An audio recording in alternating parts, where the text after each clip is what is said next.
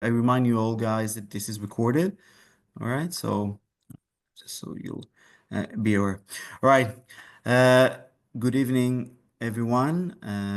I'm Yaniv Roznai from the Rubinstein Center for Constitutional Challenges at Reichman University, Israel, and I'm delighted to open this special event on the loyalty trap. And the questions we'll discuss in this event is how do civil servants respond to a presidential turn toward authoritarianism? In what ways, if any, can they restrain or counter leaders who defy the norms of liberal democratic governance? This is a topic, of course, of highly relevance to the current events in Israel. And we have some lessons to be learned from the American experience. And we're honored to have here Jamie Kuzinskas, who will be introduced very soon by our top researcher, Dr. Nadiv Mordechai. I would like to thank Tal Schusinger back from the Rubinstein Center for organizing this event. And I want to thank you all for joining in this evening or morning, depending on wherever you are. And I wish us all a very interesting event. And I hope we'll learn a lot on also what we can do. So Nadiv, the floor is yours for the introduction. Thank you, Yaniv. Hi, everybody. I'm so great for all of you joining us. I'm Dr. Nadim Mordechai. I'm a fellow here at the Rubinstein Center, and I will moderate the discussion. Before presenting Jamie, I will say maybe one or two words about why is this project, this book, is so important. So I think that recent years have made democratic backsliding I would have said extremely pivotal and important realm of study, and that is because of the recent global recession. And I think that if we can think about the different realms of research within this huge literature, we can see that while we are reflecting on democratic crisis and democratic backsliding, there is a focus on some institutions, some social, constitutional, and political institution within the research. And this is mainly, I would have say, on three focal institutions. The first of that is the formal constitution. So there's an explosion of research about how would-be populists or autocrats are trying to capture the formal constitution, how they're trying to amend it, how they're trying to replace it. We see all different case studies and cases. We're not just talking about research, like Hungary, like Venezuela, like Poland, in which we are focusing on the capture of the constitution. So this is one area that we are looking. The other area, also very important institution, is the judiciary. Once again, we'll see we see extensive trials and a lot of research about the way the US is kind of a prominent example, but comparativists are seeing it in a lot of places in the world, how the judiciary is being captured. And the judiciary is relatively, I would say, a small institution in the sense that once you capture the apex court, you dramatically can influence on the path of the backsliding within your system. So this is another institution that is extensively researched. And the other one, which is more of an interest to public policy researchers, is the centralization of the executive, what we call the core executive, the president, presidential administration, and so on and so forth. Another place that the literature extensively focused on. What we're not seeing is a more evolved research about the relationship between would-be autocrats that are trying to capture the administrative state and the civil service and administrative authorities. This is, I would say, the holy grail of current democratic backsliding research. And in that sense, I think that we have some researchers. Part of them are here. I could mention Michael Bauer and Stefan Beckel from EY that did wonderful research, most of it theoretical and with some case studies. Now there's I think some works are out there employing case studies about those issues. But this is an evolving field, and I think that Jamie's work is pioneering this interesting interlock between would-be autocrats and civil service. And most particularly, we are lacking an in-depth research within the black box of the administrative state. So to hear those voices of those civil servants, top civil servants, or even low-ranked civil servants, and to see how they interact with this threat of populism is something that is extremely rare. And for this reason, I think this work is not only impressive, but also truly with relevance to the challenges we are seeing now that we are facing longer tenures of would-be autocrats and populists, such as the second tenure of Trump. This is not just an event that will risk, I don't know, the formal constitution or maybe 2 or 3 constitutional judges. We are experiencing a longitudinal long processes of democratic baseline, and this is something that the administrative state is being under attack and evolved. So with that note, I would love to introduce Jamie, which is a professor in the Department of Sociology at the Hamilton College, New York, and also currently visiting in the Risk and Crisis Center at Mid-Sweden University. Jamie's research focuses on the sociology of morality and meaning making, also on religious and spirituality. She has a wonderful project, her former book, The Mindful Elite, on how Buddhist meditators transform America, a wonderful project that I cannot elaborate now. And I think that in her website, she's trying to recapture her work in a phrase or in the question of how people strive to be moral citizens and how they respond collectively and personally to problems with or outside social and political institutions. This is, I would have say, a sharp message to try to capture Jamie's work. So without further ado, Jamie, the floor is yours to introduce us to conflicting loyalties. Thank you so much for having me here today and joining from all across your different time zones. I want to start by just thanking you all. So Yaniv, Nadiv, and Tal for helping organize the event today twice. And I'm really excited to share some of the results from this book. So I'm going to share really quickly. I have some slides to show you. So let me just get this set up. So I'm going to start by taking you back to where I started the project, and then I'll walk you through a couple key results from the book. So when I started the project at the beginning of Trump's first administration, it was obvious that he was different, but I think in that moment in 2017, we didn't know so much. But during his first administration, they tried to reduce regulations across the government. They dramatically altered US foreign policy, weakening support for democracies around the world. Trump and his administration were known and continue to be known for their disregard of decorum and democratic checks and balances.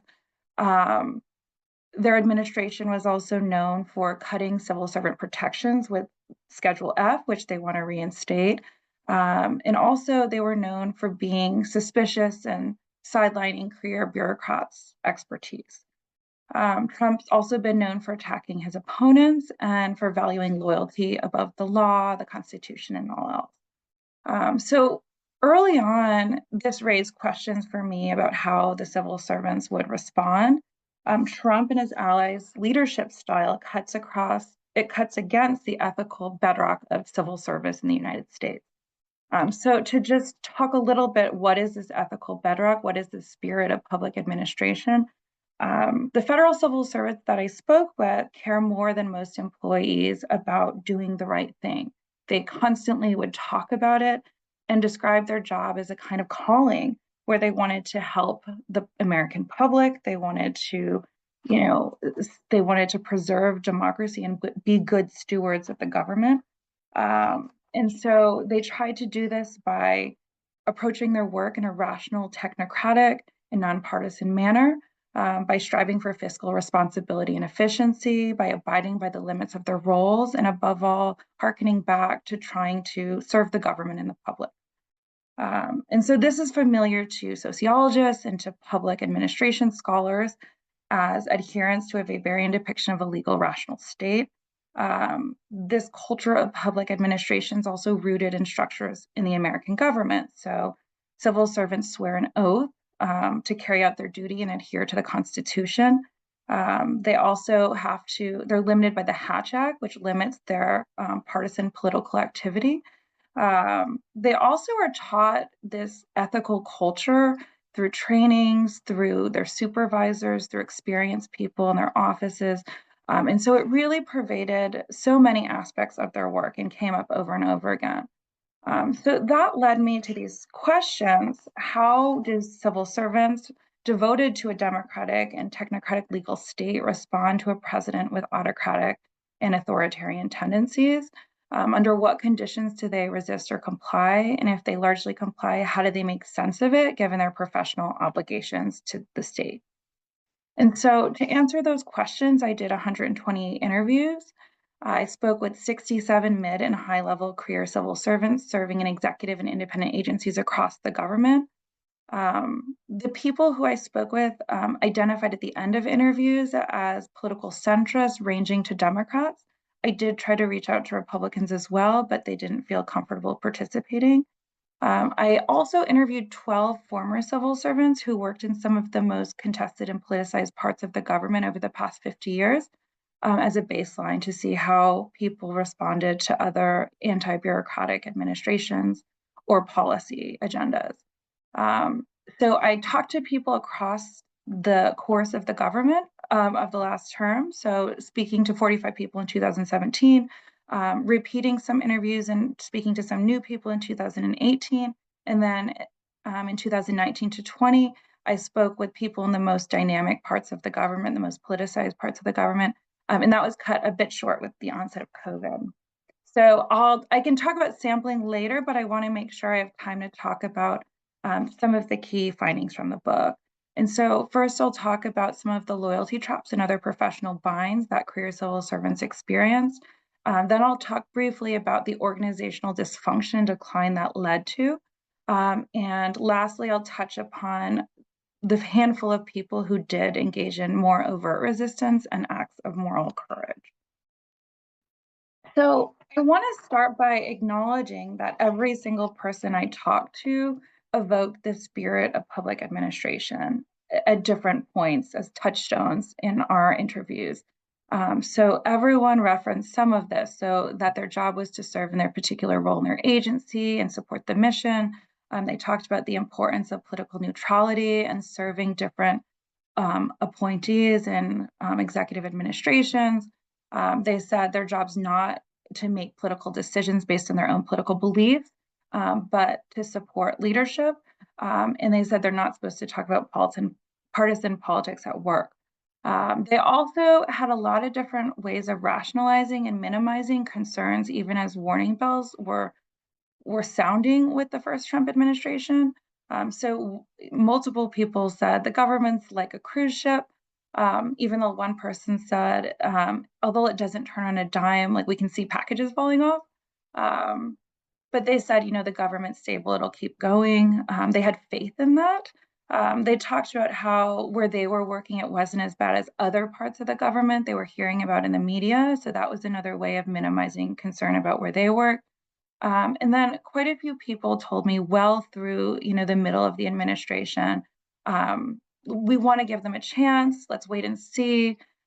We're still within the bounds of a normal presidential transition. And one person said, they're all different. So there's lots of ways of rationalizing what was happening, even though there were signs things were unusual. It's important to recognize also that I spoke to people with a spectrum of responses. So about a fifth of the people I spoke with were indifferent to Trump being the president. They said they were doing their work as normal. Other people compartmentalized and split between their personal and professional lives. And then there were the people in the most politicized areas who tried to speak up or engage in overt acts of resistance. And then about a fifth of the people that I spoke with ended up leaving by the end of the administration. But for the rest of the talk, I'm going to focus on those who were in the most politicized locations and who felt very affected and concerned. So to start, I'm going to share the experiences of a senior member of the EPA, Adele Sullivan. So she early on was working with the administrator and the appointees in her agency, and she said, I think whenever you raised a question in this environment, you were thought to be leaking as well. It just didn't make any sense. If I wanted to get people in trouble, I just leak it. I wouldn't tell them I have a concern and give them advice and then leak it. But I think if you were raising concerns, it was seen as leaking. And she said, under this leadership, loyalty is not to question. And so you can see here how there was this suspicion where she worked. Official definitions of leaking weren't applying. And there's just this narrowing of what was seen as appropriate behavior and increasing expectations of loyalty to the administration. So when she raised a question about an agency administrator's aberrant request, she was told the administrator decides, you don't get to decide, even though she was supposed to be the person evaluating such requests. She said in her office, incidents like this were occurring every day. And in the end, her and her colleagues mostly held their noses and complied. We were given a little bit of pushback for frivolously raising ethics questions, and it wasn't too long before they just took away some of my authorities as a senior official, and they let someone else sign the stuff. Remarkable, she said, and she left soon after. And so what Sullivan was experiencing is a loyalty trap. She couldn't fulfill the ethics and duties of her position and uphold the new stringent standard of loyalty sought by the president and some appointees.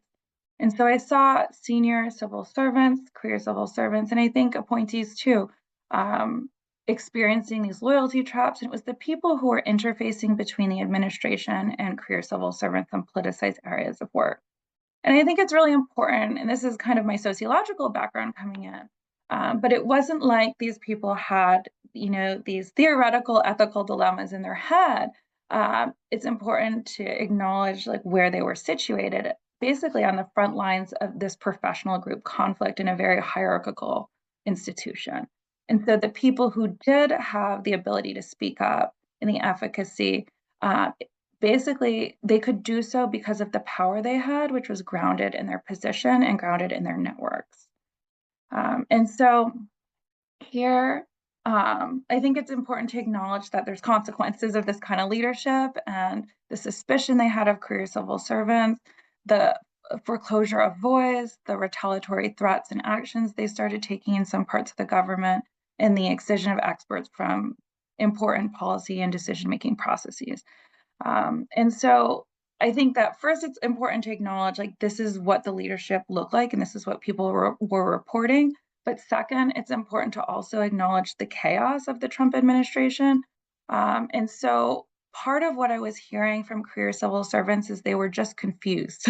They didn't know what to do. They weren't getting guidance from leadership. They were seeing leadership fighting with each other. So they'd hear one thing from, the administrator of their agency. They'd hear another thing from a member of the Trump family. Trump would tweet something else, and they didn't know like what's an official directive.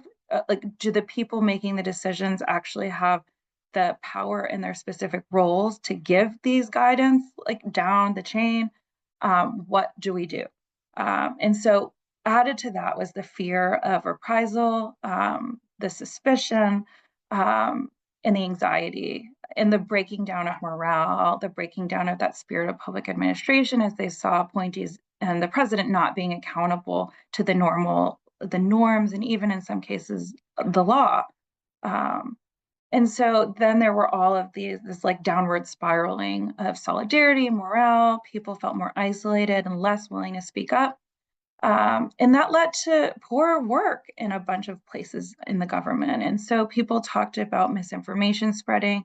They talked about witnessing or hearing about corruption, and appointees not being held accountable. They talked about how this led to inchoate program and policy development. They didn't know what the agendas were. And this kind of, with all the fear, just kind of stalled their productivity, where some people just said, I just am thinking a lot, or I don't want to stick my neck out. And I don't know what to do. I want to support the administration, but I also don't want to do something that will harm the state. And so with this also came diminished innovation. So moving to the few people who spoke up, so my sense, there were two kind of subgroups among these people. So there were a few whistleblowers I spoke with. The two people I spoke with who regularly were speaking with the media, they seemed to have less to lose because they had experienced political retaliation early in the administration. So then turning to the other people in this group who engaged in resistance at work or spoke up in overt ways, they shared a bunch of characteristics. And so one was the situation they were in. So they tended to work in these politicized areas. But what was really important to mention, and I think Talia's work also suggests this, is having support from their colleagues was really, really important in their sense of efficacy, their sense of ability to speak up. But even the people who I thought engaged in the most overt resistance to Trump's agenda, they also described how important the spirit of public administration was to them and how compliant they were with certain parts of their work and how effective they were in building relationships with some appointees. So the people I put in this group also, they tended to be lawyers, so they were trained to argue. They were used to speaking their mind. They also tended to be people whose value systems professionally were antithetical to the Trump administration. So people like civil and human rights lawyers. Personally, they tended to be more involved in nonprofit organizations, going to rallies and protests than other people I spoke with. They also had a long-term perspective where they thought about their actions over the course of their life and who they were as a person, and they were willing to leave over the resistance. So I'll give you a couple short examples.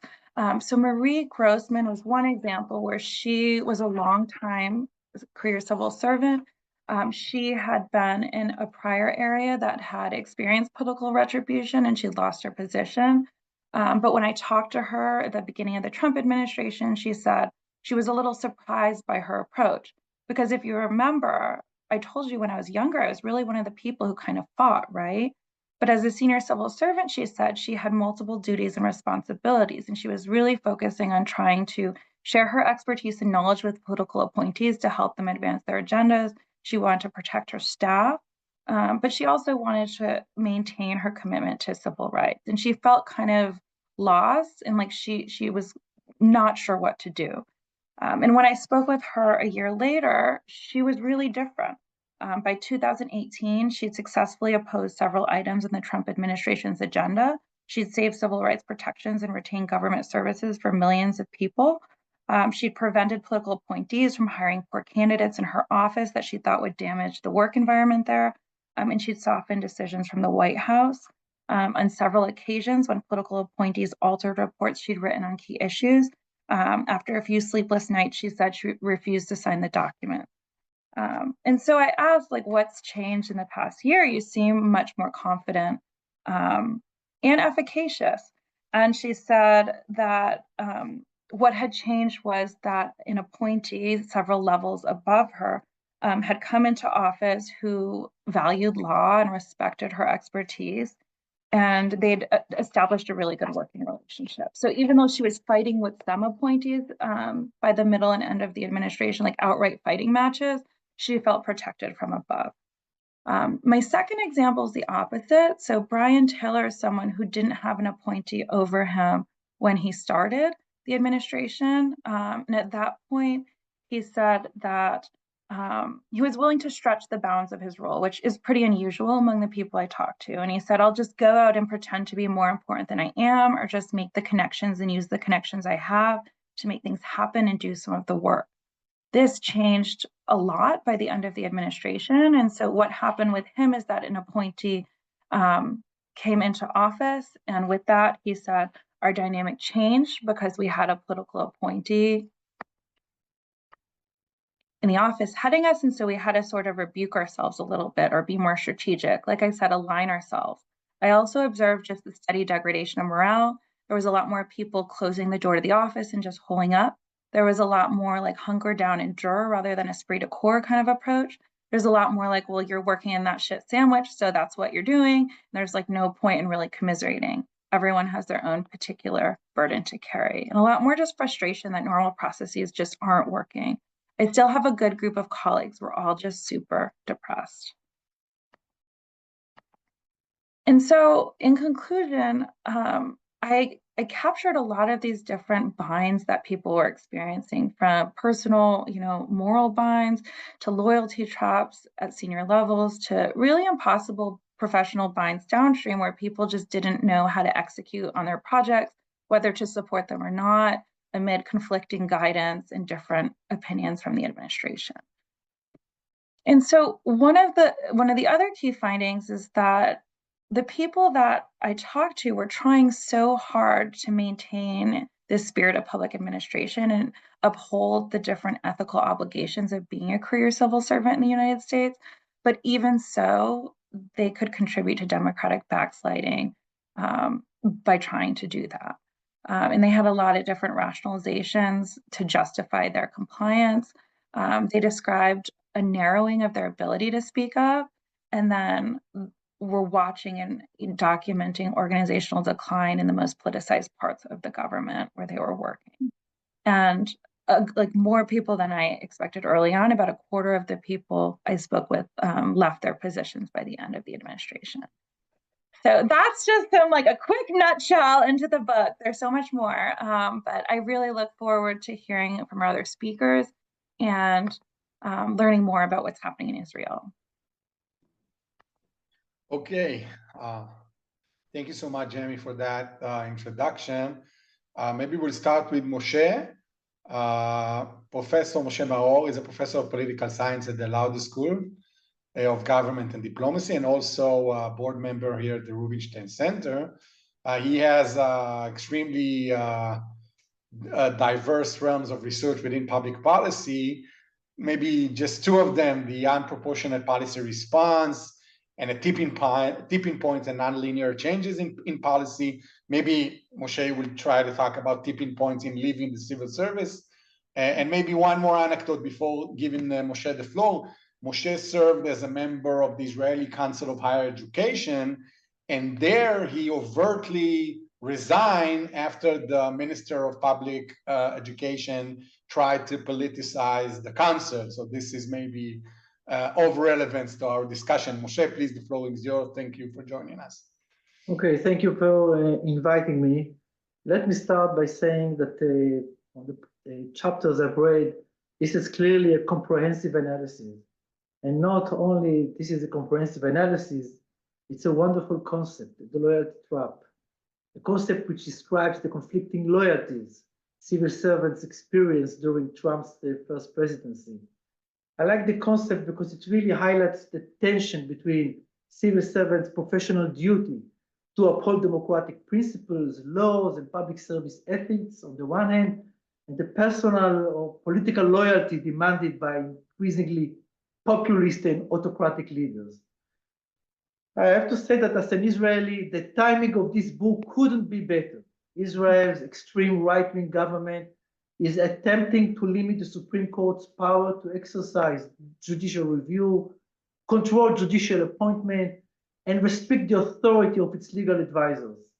We are also witnessing here unfounded attacks on public servants at the national level, alongside sustained harassment of public officials. Key ministers prioritize loyalty over expertise, viewing neutrality as an obstacle to governance. Intimidation is growing within certain ministries, and although government ministers cannot directly fire senior civil servants, they pressure many into submission. Furthermore, public officials are criticized simply for doing their job, with expertise often seen as a liability. Skilled, knowledgeable bureaucrats face replacement with non-experts to facilitate the implementation of populist agendas, draining public service of the organizational memory necessary for effective policymaking. I can see that Israeli politicians push their agendas without regard for expert assessments of feasibility or consequence, and the impact on government effectiveness is severe, in my opinion. Marginalizing civil service expertise harms policy, especially during wartime, when revitalizing Israeli state capacity is crucial. I'm really concerned about Israel's resilience as experienced civil servants leave the administration, while others face harassment and a surge of politically loyal appointments. The consequences are clear. Politicians implement policies despite financial constraints and expert warnings, worsening economic performance and dismantling the resistance of expert bureaucrats. The book elaborates on two key findings. First, structural holes between certain administration members and career civil servants, which are marked by weakened connections between political appointees and senior civil servants, creating disparities in information. Second is a shift marked by mistrust, secrecy, and political retribution is changing war culture and eroding trust in parts of the government. Overall, this makes it harder for senior civil servants to hold politicians accountable for ethical, procedural, and legal transgressions. The implications of this loyalty trap are already evident in Israel.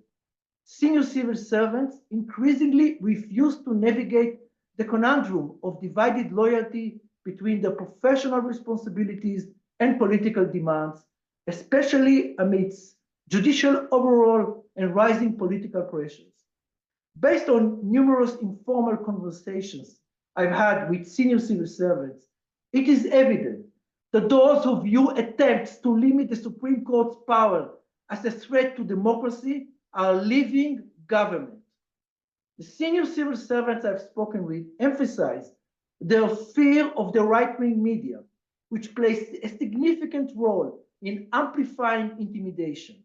They are concerned that their policy decisions might draw the attention of these media outlets, leading to personal attacks and the public disclosure of their names and home addresses within the right-wing information ecosystem. They fear becoming a target of a smear campaign. It is therefore not possible to fully understand the loyalty trap without resorting to the work performed by the right-wing media, which encourages harassment of senior civil servants. Our tragedy here in Israel is that our Prime Minister has normalized these unfounded attacks on public servants while taking an active role in numerous such attacks. These findings have serious implications. Structural holes and eroding trust weaken accountability, reduce effectiveness, and undermine public confidence. Without measures to bridge these gaps, rebuild trust, and reinforce ethical standards, government faces long-term institutional decline and weakened democratic integrity. However, many top civil servants remain in their position.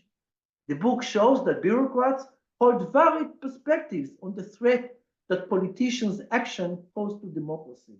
Those who do not see limits on Supreme Court powers as a threat to democracy do not face this loyalty trap.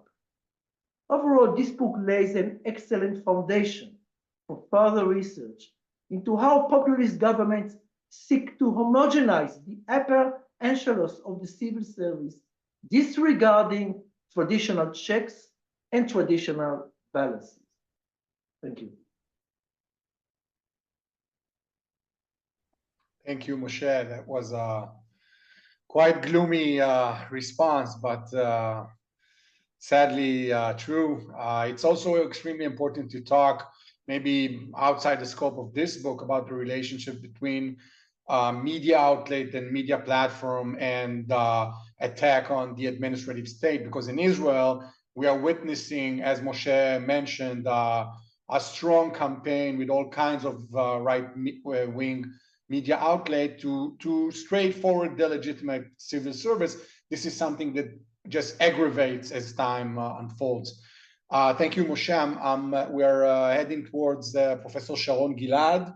who is joining us from Jerusalem. Sharon is a political scientist and a professor at the Political Science and Public Policy at the Hebrew University. She studies regulatory and bureaucratic politics, behavioral public administration. She also studies the effect of diversity and representation on bureaucratic powers. And she has a lot of work also in bureaucratic reputation. And recently, and with quite relative relevancy to this project, Sharon has researched civil service perceptions of democratic backsliding and their intended voice or exit. And also, she's now researching the moral and public attitudes of citizens towards the civil service and their willingness to go into civil service in democratic backsliding settings. So Sharon, thank you for joining us, and the floor is yours. Thank you very much. Thank you for the opportunity to be here. I've read Jamie's paper first time like more than a year ago. So I've been following that work very closely. So I'll just first say, like, on what capacity am I saying, what relevance that this carries to Israel? So one, early in 2023, with a number of colleagues of mine, Sarah Lomberkat, Ilana Speisman, and Nir Kosti, we've carried a survey with 400 mid-level and senior level civil servants in the Israeli central government about their perception of the judicial reform or the judicial overhaul as a threat to democracy, and so the variation of how they perceive this, and then does that then lead them, what kind of concerns they have about that, because this was very early stage. So what type of concerns do they have, and what planned behaviors they have? And then in addition to that, we interviewed something like 20 of them, and then also had a focus groups with a number of them, and also done some follow-up on a number of them to see, if they have actually left. That's one thing we've done. And then with another set of colleagues, with Ra'anan Solitiano Kainan and David Levy-Farah, and also with other colleagues as well, I've looked at the willingness of supporters of the coalition versus the opposition to enter government, and how is that related to perceptions of the judicial overhaul as a threat to democracy. So that's where I speak. And also I say, I teach civil servants, and because I present to them these papers, then they're more inclined to then confide in me and come to me and talk to me about what's going on in their departments currently. So I learned also a lot from the fact that they want to talk to me about this. And they feel, it's legitimate to talk to me about this, given that, they know that this is something that I'm doing research on. So first of all, I want to say something about the loyalty traps, and then what also comes out of our research. So how similar or different is what Jamie what Jamie is describing to what we found at the very early stage of the judicial overhaul, right? So we didn't look all across, but this was quite early on. So I would say it's very, very similar. And probably, although there's kind of possibility, one difference is that Israeli civil servants, because of the social protests that were going on in Israel at that time, they were probably kind of quicker to make sense of what was going on. And what were their perceptions of what are they going to do? So I think you can see loyalty traps all along. Some of them deeply oppose the judicial overhaul and the current government, and are nonetheless inclined to stay put in their positions and to just try to get on with their work. They're not sabotaging, they're trying to do their work, very much like what Jamie is suggesting. And why do they do that? Because they believe that if they leave, then other people would replace them and would do harm to the public. So that's one. Then they're the ones, just like in Jamie's, description, that normalize the situation. And they talk of their divisions as islands of professionalism. So everything else is declining, but we are in an island professionalism, and therefore we can stay. And then there are those that are having those discussions about collective action, and then decide, it's not worth doing it because, it's not going to have an impact, and they're probably right.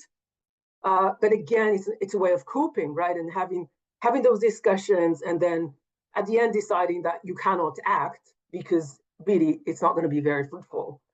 And then increasingly, many of them are quietly living You know, they're not doing this, you know, by going to, you know, to the public and to the media. They're quietly living, and they leave because they feel they cannot exert influence. They're being unduly passed over for promotion. They're concerned that they have to take part in implementing policies that they perceive as unprofessional and corrupt. And what's important, and I add that to maybe that's seen in the Trump administration as well, but once these people leave, then others leave as well. So this is kind of a vicious cycle of decline, because once they leave, then their colleagues leave, then their employees leave, etc. So I think all of, you know, this is all to say we're seeing very, very similar things, and we saw them at very early stage. And I just want to add quickly, if I have time, to add a few points on things which I think Jamie did not say, or maybe at least I didn't get them very strongly. I think one point that we wanted to say as political scientists, that when you try to understand, to theorize civil servants' responses to democratic backsliding, one needs to understand that these type of processes tend to happen at very polarized political contexts. And civil servants reflect society, and therefore they're, just like what Moshe said, right? The way they perceive, you know, do they perceive democratic backsliding? That's really important to how they react. So we found that those perceptions tend to vary in Israel with civil servants' religiosity and also with gender. Religiosity, as every Israeli would know, is a very strong proxy of partisanship. So that's one thing. So those who are, you know, they differ, but it's actually, it's a proxy for partisanship. And that then dictates, or not dictates, but it shapes their perception, at least to some extent. And the more they see the judicial overall a threat to Israel's democracy, the more they feel threatened, and therefore the greater their inclination to leave, as well as other actions I'm not going to talk about. So that's one point. My second point is I think we need to have better understanding of the mechanisms underlying people's responses to democratic backsliding. What we found is that the more civil servants perceive the judicial overall as a threat to democracy, the more they fear future politicization, the more pessimistic they are generally about the future, and therefore they believe increased politicization, decline in policy influence, and the more they feel a threat to their identity as civil servants who are supposed to serve the public. And this is why they're more inclined to leave the civil service. And my last point is that it's really important to think not only about exit, but also about who enters the civil service. And what we show in the study we've just published is that, at least in Israel, there are very large differences in their, so people who vote for the opposition are much less inclined, they're much less attracted by working in government. And this is because they perceive the current government as a threat to democracy. So the overall picture is people who oppose the current government, who are opposition supporters, are inclined to leave. At the same time, opposition supporters are disinclined to enter. And the concern is that we get much greater homogenization of the civil service, especially if we don't have a political turnover sometimes soon. And then this allows for further democratic backsliding, because they'll have a bureaucracy which is very committed to the current coalition. Thank you. Thank you so much, Sharon. Very interesting. We're turning to Professor Talia Shiv, who is a professor at the Department of Sociology and the Department of Labor Study at Tel Aviv University. Talia studies cultural sociology, political and legal sociology, the evolution and moral scheme in administrative institutions, and also asylum and immigration. Talia has a forthcoming book, am I right? About the morality within the state, about frontline decision-making in the U.S. asylum adjudication. Talia, thank you for joining us, and the floor is now yours. Thank you, Nadiv. So first of all, doctor, not professor yet, but thank you. This is the U.S. system. Everybody here are professors. Got it. Okay, so in that case, yes. And you know, it's wonderful to be here. I'm excited for the opportunity to discuss Jamie's work that I've been following for a while, and Jamie and I have been in conversation for some time now, doing similar kind of, and I'll talk about it soon, right? But engaging with similar types of questions, both on the U.S. on a topic that's unfortunately, right, almost too relevant for us here in Israel, as well as in the United States. I want to start by saying a few things, kind of what I take, Jamie, from your book, and then to connect it to my research and perhaps to continue the conversation from there. So the question at the center of Jamie's groundbreaking book, and I really enjoyed reading, fantastic book, is how do civil servants, right, respond to changes in political leadership that challenge and even undermine their professional values? I mean, stated most simply, perhaps, it's to whom do civil servants feel professionally and morally obligated to listen to?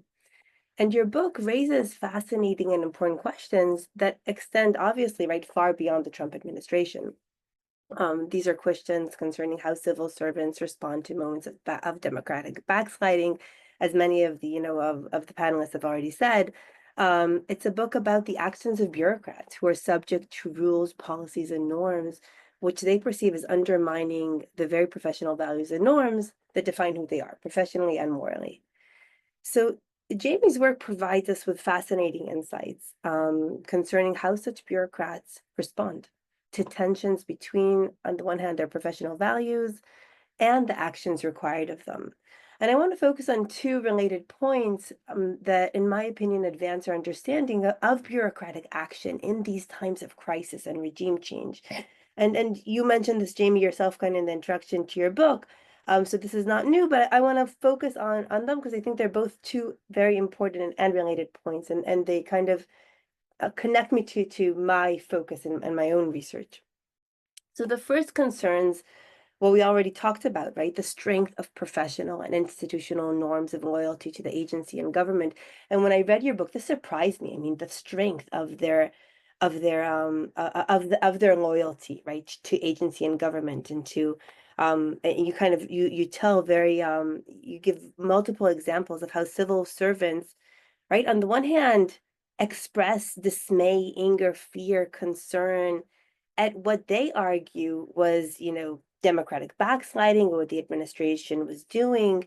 And yet, while they describe being alarmed, and this is right, these are their own words, kind of from based on the interviews that you provide, at the potential of harm by the new administration, they seem to worry in many cases even more about violating their professional and institutional norms of loyalty to the agency. And as a result, right, despite their disgust and concern with many of the changes introduced under Trump, civil servants tended to reject overt resistance, right? And they refrain kind of from describing themselves as partisan guerrilla activists and so on. A second related insight, as you noted, is that despite bureaucrats' persistent loyalty to the agency, it would be wrong, you tell us, to characterize their actions in terms of mere compliance. And you show how civil servants working under the Trump administration really engage in varied forms of bureaucratic adaptation and cloaked acts of opposition in their everyday work, right? So instead of this binary between partisan technocrats towing the line on the one hand and guerrillas resisting within the deep state on the other, your book really reveals a much more nuanced picture. This, to use your own words, right, this ethical tightrope between two poles, with few bureaucrats resting on either. So I think these important insights really shed light on and advance our understanding of important and politically urgent questions concerning resistance from within the state, the durability of bureaucratic institutions in times of change, and the difficulty to affect change, even when our professional values and institutions are deeply threatened. So I wish to, in the few minutes that I have left, continue perhaps this conversation by sharing several insights from my own research on asylum decision-making under Trump.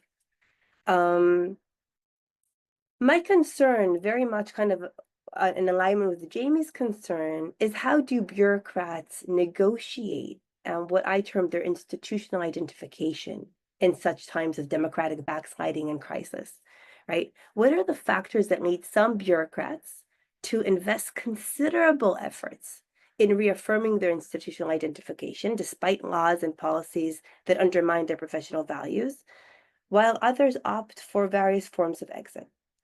So this question, as I said, is really at the center kind of my research on asylum officers who worked under Trump between 2017 and 2021.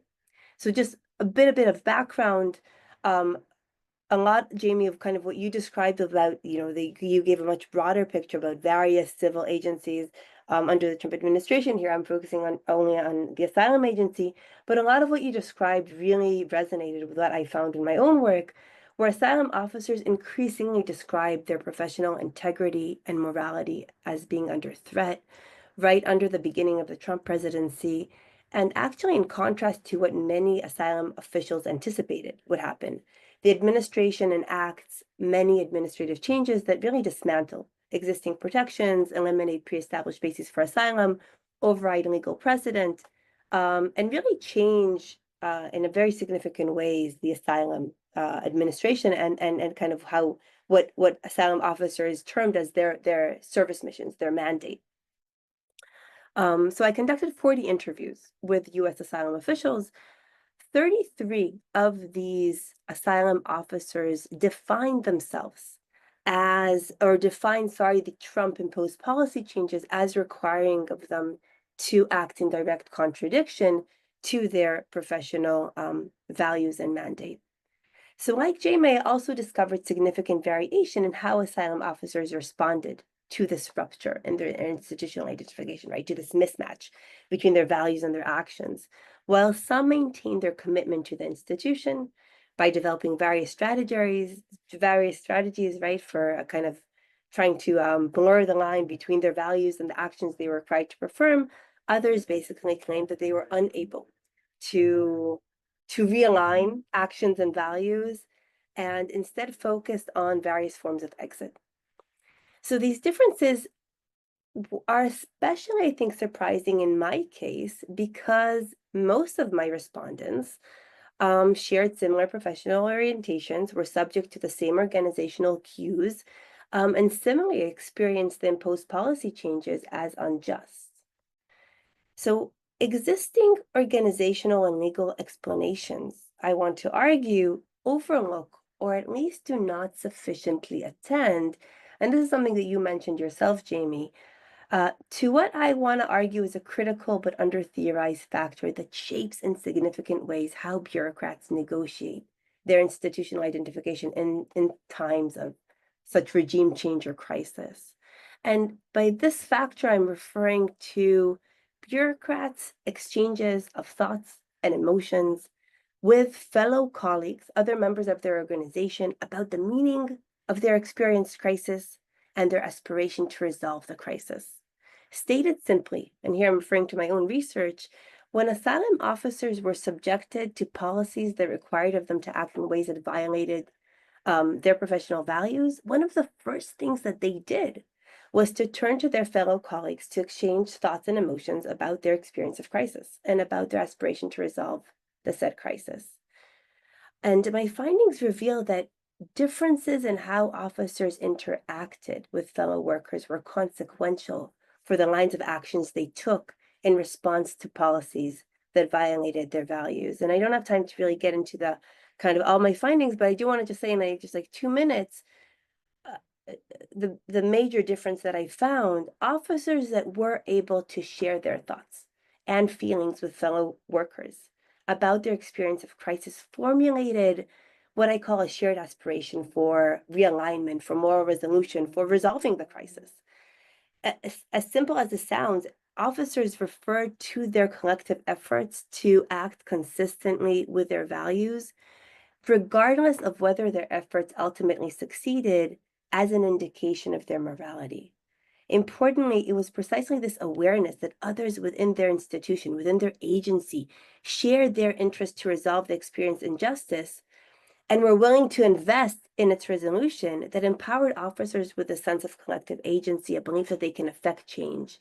And this process of collectively investing in and aspiring towards moral resolution provided them with what I call this kind of, with what I term a sense of temporary relief that they could draw on to reaffirm their morality, independent of whether their efforts actually succeeded, And just in sharp contrast, asylum officers who are not able, and if we'll have time, or we can get quick shortly, I can explain why these differences happened in terms of kind of their interactions, but officers who are not able to form this shared aspiration, this shared understanding of crisis, did not have this temporary relief.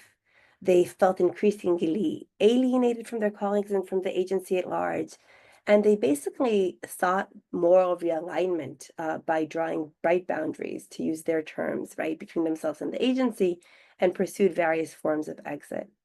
So to conclude, I want to kind of add to our conversation, right, this dimension of worker-to-worker exchange in moments of regime and crisis. And I want to argue that this constitutes a really critical bridge between the moment of experienced rupture that we're all describing here and the type of moral boundary work actions, right, that follow.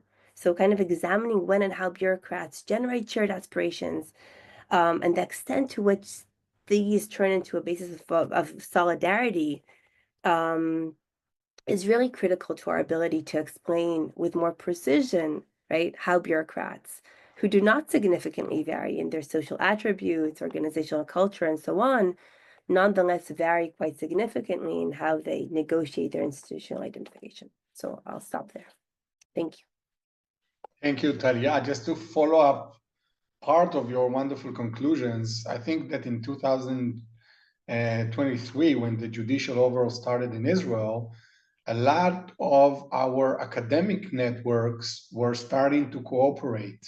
So for example, in the legal academia, all of the law professors, more or less all of the law professors, started to collectively work and to resist all of the measures that we were seeing. And I think that part of the main importance of that resistance was obviously to voice out against the overhaul. But I think that one of the important processes that were unfolding is the internal solidarity and the mutual understanding that we are facing a unique situation which requires us to morally engage in how to respond to it. So that was extremely interesting. I would like to kick off a discussion. We will let Jamie to conclude and maybe to relate to all of the other speakers' comments. But I want to ask two questions in order to kick up a discussion, and those questions are also are addressing towards our panel members. So the first question is about this notion of civil servants that are telling us in interviews, and many of us might be aware of this experience, about the question, should I stay or should I go? And about the notion of, well, if I will resign, it will just get worse. Other people will come, the regime or the government will appoint its patronage appointments, and so on and so forth. My question is towards Jamie, and because I saw that this is something that is present at their interviews, do you think that this is something which is generally real, or something that also can use for moral rationalization? What is the story, the inside story in this sense of the question of should I stay or should I go? So this is a question to Jamie. And the other question is to maybe to the panel, the other members, and that is more theoretical, I would say, wondering. And the question is, do the merit model of the civil service does not, I would have said, do negative work in responding to would-be autocrats? So what we can see from Jamie's work is there's a strong voice within all the interviewees that's saying, we are not here for politics. We are here because we are merit-based, and we are serving each and every elected government. And this is something that I also can say that is extremely present in the ethos of the Israeli civil service, at least in the legal civil service, which I'm more familiar with. And the question that I'm raising here is, are we in an era in which this merit-based model of civil service is harming the cause of opposing and resisting a would-be autocrat or a populist regime. This is a wondering that I have, and I would love to see if you have thoughts about it. So let's open the discussion. And Yaniv, if you Nadiv, want I to- see that Dina asked a question. I don't know if she wants to ask it also verbally. Dina, you want to say Dina, something? would you like to? Hi, thank you. My name is Dina Zilber. I was for 25 years part of the Israeli Civil Service in the Ministry of Justice. I served as the Deputy of the Attorney General. And I wanted to ask Dr. Schiff, if I understood correctly what you said, that your conclusion was that when you have a professional community, it against the instinct that I saw, it make you normalizing more to adjust more easily to the autocratic governance, because I thought maybe my instinct was to think about it differently, because I thought that when you have a community, a group of peers, professional peers, it strengthens you to go with your professional ethos and to resist from inside, and not to convince each other that it's okay, we have a mutual ethos, but in the end we're staying and we're serving a government which is doing so wrong. So I wanted you, if please, can you elaborate on it, and maybe you have an advice for the people who serve now. What can you do if you don't want to be alienated, and if you don't want to look for exit holes and so on? If you want, can you stay and be effective, but to strengthen your ability to resist from inside? Should I respond? Should we respond now? Do you want to collect questions, Nadiv? What? Yaniv, you might want to ask something, and if not, we will. Yeah, I just wanted to add one question before we take it back to the participants. I mean, we're dealing in this discussion on serving civil servants, and I'm just wondering about the implications of authoritarian tendencies of a government towards those younger students or people who are thinking of joining the civil service, and just the implications. No, I'm not even saying chilling effect, because it's much more, I think, than chilling effect. How are we supposed to deal with that? How are we supposed to engage with people who actually want to join, the civil service, want to do to use their abilities to benefit the country? They don't want to go to the private sphere, but they feel reluctant to do it because of the maybe authoritarian tendencies of the government. What do we do with that? So thank you.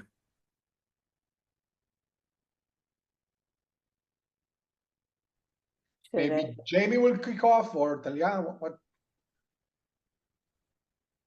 Either So let's way. do. We're all so generous. Let's do Jamie and then Talia and the other members. Okay. To start, I just want to thank you all for your wonderful and thoughtful comments that I think add so many more layers, so much more depth. I love the idea, Sharon and Talia, about digging deeper into the mechanisms, and your work does that. And I do so much view all of the work we're doing as a collective project right now. And I hope we have more conversations and share more ideas. And also, thank you for all of you who've shared your own experiences and your experiences with your students and others, because it does help us start to discern larger patterns beyond our cases, beyond what happened in the US and what is likely to happen again. So turning to the questions. So the first question is kind of the $1 million question, right? And so I think when you approach, the question of civil servants, like, should you stay or should you go? What's the moral or ethical thing to do? When you're far away from it, it's easy to say, oh, that's like rationalizing, but I think that when you're close up and you actually see the people they're hiring, first of all. So the Trump administration, people said things to me like, they're hiring people from universities, ideological universities like Liberty University. They wouldn't be on the top 3,000 list of a normal presidential administration. And so you're looking at people coming in who they don't know some of the big stuff. So they don't, have expertise in the areas that they're being put in positions in. In some cases, the leaders of the agencies were trying to work against the mission of the agency, which we're seeing again now in the US.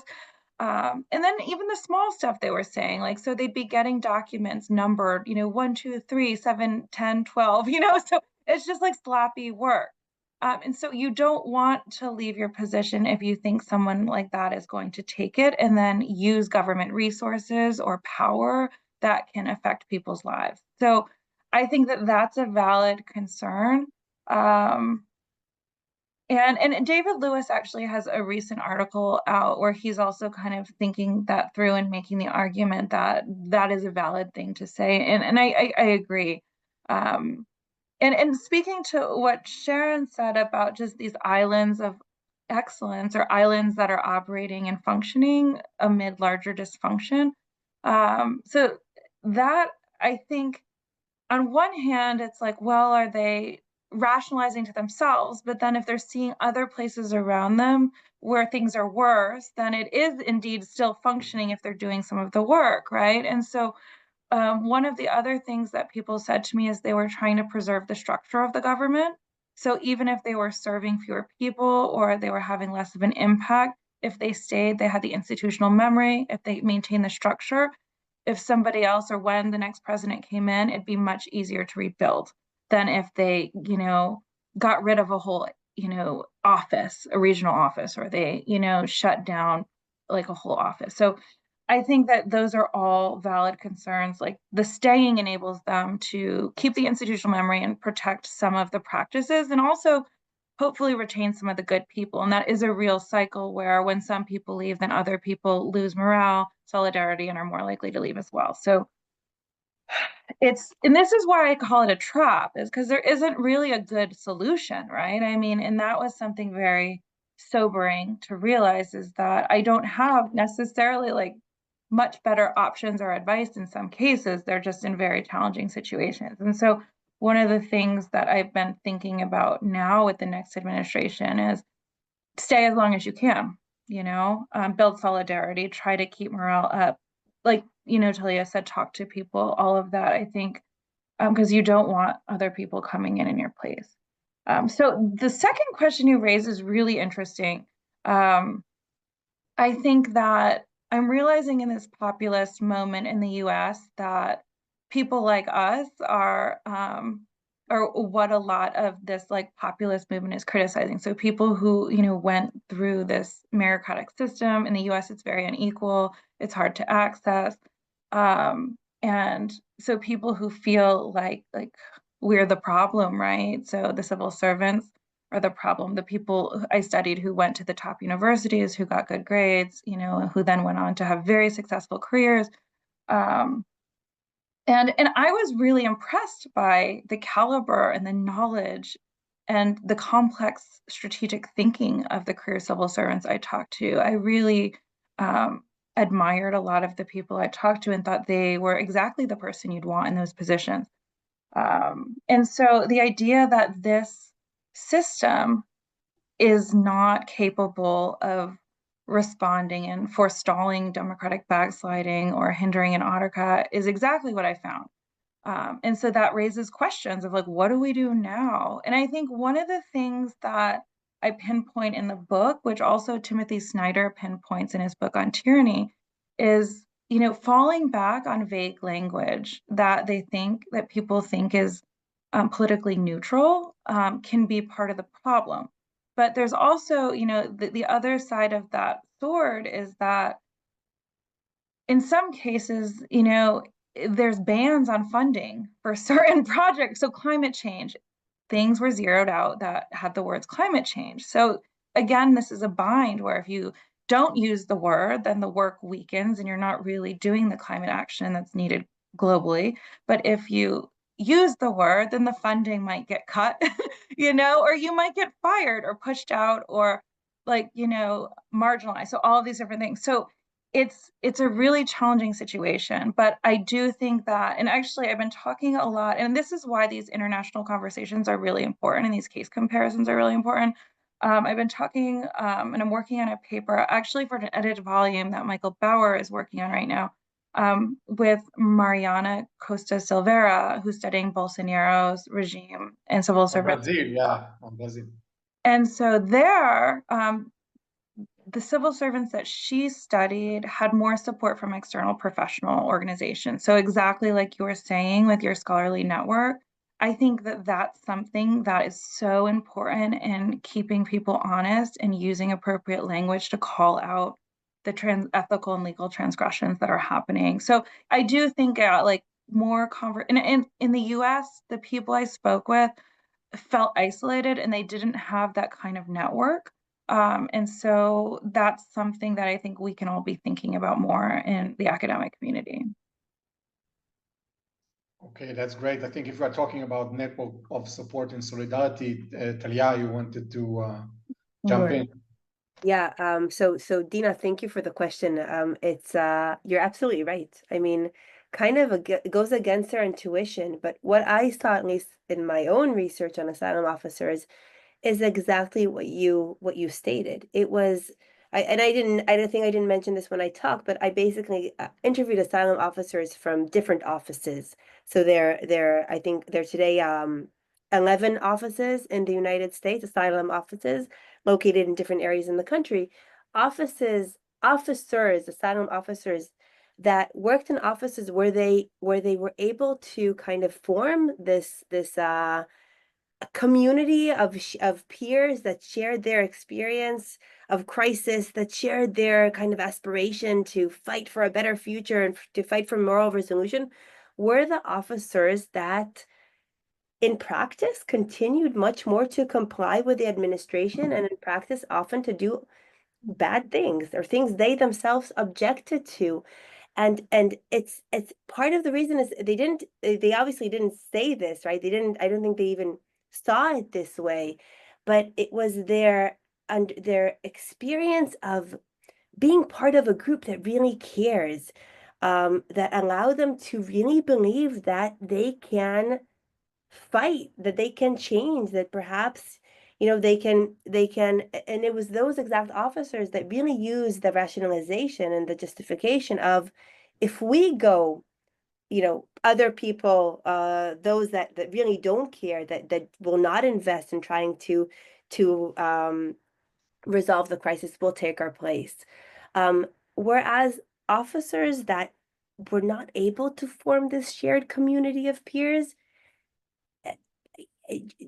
these lines of actions were just not available to them. I mean, they felt so alone versus it was really them vis-a-vis the agency. And it was those officers that really almost the only option was either to comply and to tell themselves we are now immoral, or to just leave, right? And these were the officers that exited, some in more kind of ways of overt resistance, some just retired earlier and exited quietly, but these were officers that couldn't stay. So to answer your question, yes, I mean, and I think that to some extent, I remember when I was working on writing the paper, I was already here in Israel, and it was at the height of the judicial overhaul, continued judicial overhaul. And I remember thinking to myself, how, in a way, right, thinking about my university and my department at Tel Aviv, the sociology department, and when I would come to the department and we would all vent kind of about, what was happening, and nothing really happened at the level of the university yet. But I remember thinking to myself, even if the university was to issue, right, policies that I would object to, knowing that my peers, that my department chair, that my colleagues are so against what is happening would really allow me to continue working at the university, even I think if the university were to enact changes that I would object to. So this is all to say, I think that this is almost a very intuitive, right, almost taken for granted social aspect of who we are as human beings, as collective agents. And that affects how we respond to such, right, moments of regime change and crisis. Thanks, Talia. That was interesting. By the way, Tel Aviv University president was a clear voice against a lot of the government movement. So I think that alongside internal solidarity and the ability to vent, you need these beacons of I would have said charismatic resistance. And I think that the Israeli Attorney General is another sharp example for that, that the ability of the DOJ officials to mobilize against a lot of the illegal measures of the government is partially due to, maybe mostly due, I don't know, but to the fact that they have a strong, I would say strong leader, but that is not exactly what we're looking for. But there's a strong resisting voice up there in the scale. Sharon or Moshe, would you like to conclude, to intervene? I'm happy. I have like 2 comments. First of all, just to say that this was fascinating. One question was your question, Nadiv, is meritocracy. I think you meant the ethos of political neutrality. Does that undermine? Yeah, the old merit-based idea, Sure. notion. But the notion of political neutrality, I think, And political neutrality is the issue which comes very strongly in Jamie's work. And so I think, I don't think so. I don't think that undermines their capacity to resist, because I don't think they have the capacity to resist. I think the power of bureaucracy comes from the fact that people respect their professionalism. And once there is no respect for professionalism, you've lost it. So I don't think resistance is the issue, right? And I think also, like, paradoxically, the type of people that Nissim Cohen studies, street level bureaucrats, the low level people, they can resist. In a way, they have much more autonomy. Once you get to mid-level, high-level power, your power comes from the fact that you're being respected, not from doing things that you're not allowed to do. So I don't think the problem is with meritocracy and political neutrality. The problem is with populism. So that's the issue. And the second point on the issue of entry, Yaniv, because that's something that we're, in addition to the study that I've done that I've told you about, we're doing interviews now together with Ruth Marciano and Ilana Speisman, and we've done already more than 60 interviews with people's willingness to enter the civil servants. And I think for those who strongly oppose the government and see this government as a non-normal government, as acting against democracy, etc., against its own people, you cannot get them to enter government now. These people, if anything, they're waiting. They talk of themselves as waiting outside, some of them, right? And I think one question is, how long are they going to wait? And also at the same time, they're going for different jobs. So once you take these different jobs, you get into a different route. You earn a higher salary, it changes your life. So you are likely to then enter. So I think one thing that we need to think about is what kind of institutional changes you need in order for them to be able to enter later on. And that actually requires an institutional change in the way we recruit people. But I don't see how you could get them now to enter, unless they're ambivalent. That's another thing. I think that, Sharon, you touched upon a very important question, part of which is something that we are dealing with at the Rubinstein Center, and that is bureaucratic resilience after or in the midset of democratic backsliding. I think that what we're seeing, for example, now in the Polish experience is that not only that there's a lot of challenges and conflicting loyalties to people that are currently serving at the civil service, there's also a very complex political and institutional design issues once you get into the transition, right? We're talking about hope. We're talking about the fact that civil servants are staying in this dream that tomorrow will be better, but then you discover that there's a kind of a new state within the administrative state in which a lot of regulatory agencies and other institutions were already entrenched with appointees of the current regime, and then it's much more complicated to restore or maybe to rehabilitate this ethos of professionalism and the ones that we think, at least, that meritocratic based civil service ought to have. So if other, Moshe, would you like to comment or? I just want to say that it seems that we ain't seen nothing yet, because we know that there is a Polish menu attacking the bureaucracy. Many elements of this menu has been imported to Israel by the current government. You know, there is an Hungarian menu doing the same thing, and we know that we have an US menu, the first Trump presidency. This Trump presidency is a completely new ballgame. We are going to see probably completely novel new strategies undermining the civil service, tarnishing the reputation, intimidating senior civil servants. And the danger is that those strategies will be imported and be employed worldwide, Israel included. So talking about resistance, and for me, it sounds like Trump has a great skill. He always able to expand the menu of disproportionate policy, things that you have never thought that would happen. He's able to implement them, and he's able to basically skip public opinions and do whatever, no limitations. And this is his second and last term, and he will be free of constraints. And that is the classic way to expand the menu of disproportionate policy. And we know that some parts of this government are very good imitator and importers of such strategies. So I just have to keep my finger crossed and hope that people, civil servants and everyone here will do their utmost using democratic means to bring down this government. Thank you, Moshe. Moshe mentioned the Gabor, the Hungarian menu. So I see that Gabor raised his hand. So maybe he wants to conclude with the Hungarian dessert for this evening. Thank you. I do not want to conclude with an extreme example, because I guess that the Hungarian case is an extreme case, that there is no resistance against any kind of autocratization in Hungary, because there is no resilience, no capacity whatsoever.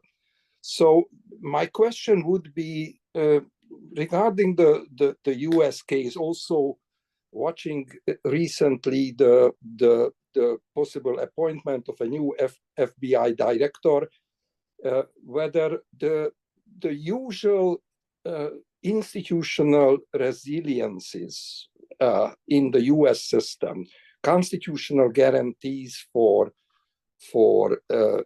resistance or resilience are still there.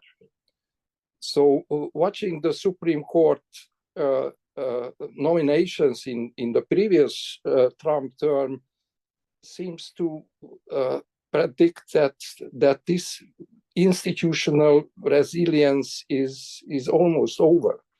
And if there is no resilience, we cannot hope for any kind of resistance at all. Thank you. Thank you, Gabo. Jamie, maybe. Yeah, so I'll take a quick stab at an answer, and it's going to be insufficient, because as we started this talk saying, the news is changing every day, but this is going to test the limits in a way that didn't happen last term.